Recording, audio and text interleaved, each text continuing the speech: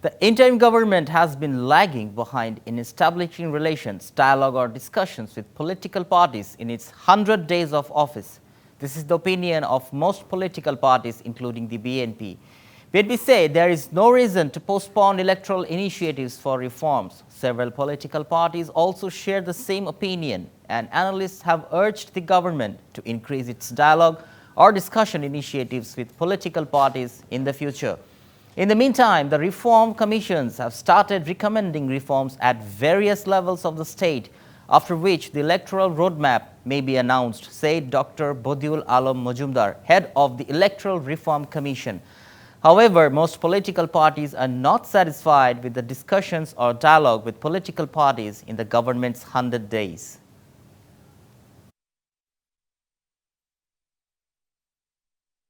নগদের সর্বোচ্চ বার 167 টাকা রিচার্জে পাবেন 1 লাখ টাকা পুরস্কার। আরও আছে প্রতি সপ্তাহে পুরস্কার ও ক্যাশব্যাক।